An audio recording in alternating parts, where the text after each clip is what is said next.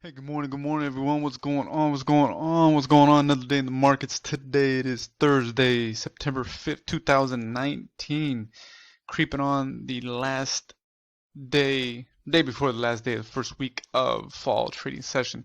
So check it out. So yesterday we had a monster day in the market. It was a solid bullish run, very good bullish sentiment for investors going into this session, going into kicking off the fall trading session. So, we saw a big pre-market gap up in SPY, like we've seen time and time again, that usually faces with the immediate reversal dump in shares, which is exactly what happened.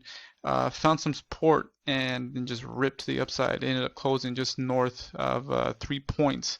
Pretty much took all securities with its sectors. Ended up closing green across the board as well. So it was a very strong day in the market across the board. Bulls were definitely in control. You obviously had some selling pressure here and there, securities, but overall it was definitely a strong buying day for a lot of investors, long-term investors, and day traders as well. So going into today's session, SPY's gapping up again. Right now it's trading at what 296.79. And you know what? It's obviously all eyes, eyes are on this 300 level. It's elusive 300 level that it just keeps, fought with a couple months ago, and now it's trying to make that run again. So, is it going to touch? It's going to tap it? Who's to say? It probably will. Whether it be today or not, who's to say? But don't be surprised if we have another sell-off right at the bell, and if it doesn't find any support, then you know how that gap fill kind of happens. But that being said, sector-wise across the board, close green. IT took top position, and what we saw healthcare pull up the rear, but green nonetheless with 1%, but green at the end of the day. So anyway, we're going to kick it off with, we got five going into our watch list, and we're going to kick it off with BABA, as you can see, gapping up pre-market with the rest of the market as well.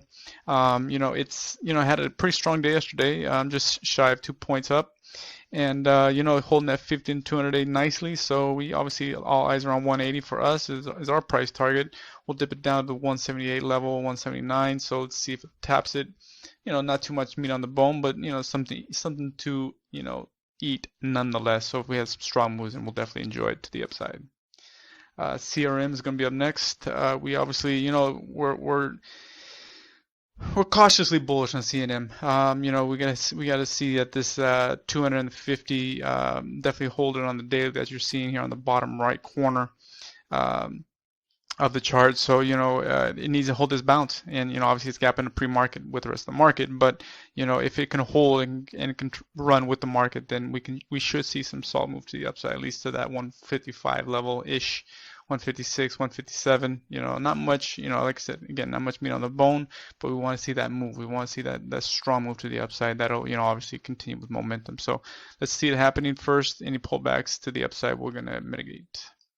MDB had a solid day, closing down just shy of 9 points yesterday. We are liking that MDB is back on the eyes of the street. You know what I mean? At the end of the day, it lost, for a couple weeks there, trading below the 50, came back, and it's been fighting, and love that we see in this push to the upside. So still at 175 price target. When it moves, it runs hard, but you got to respect MDB because it can reverse very quickly on you. So, ride the momentum and book profits on MDB.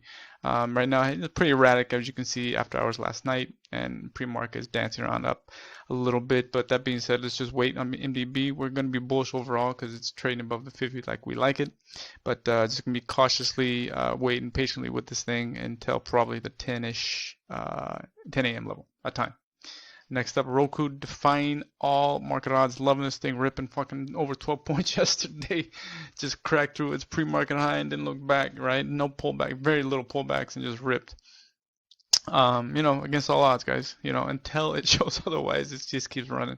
So yeah, everybody's trying to catch the backside, but your shorts are getting their ass squeezed left and right. So at the end of the day, just keep riding momentum, and that's what we're gonna do until it's a crystal clear exhaustion and it's over. But things can always go much higher, and Roku is definitely proving that as such.